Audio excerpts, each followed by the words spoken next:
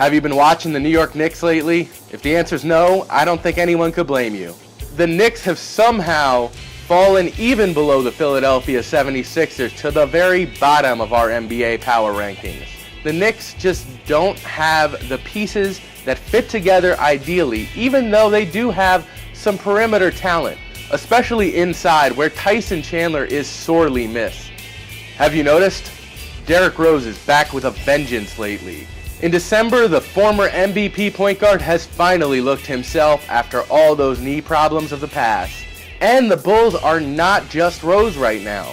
He's got help from the deepest front court in the NBA and shooting guard Jimmy Butler, who has continued his all-star torrid pace. This reunion didn't take very long. Rajon Rondo is returning to Boston on Friday on an NBA TV game between the Mavericks and Celtics. That trade has not really shaken itself out quite yet.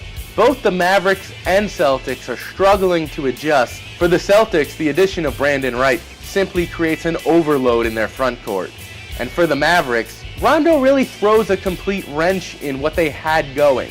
He's a ball-dominant point guard and an incredible passer, but he changes how Dirk Nowitzki and Monte Ellis need to set themselves up offensively. For those of you who have forgotten to pay attention, here's your reminder. Anthony Davis is still tearing it up. He is carrying the Pelicans to a respectable record and keeping them somewhat in the playoff hunt.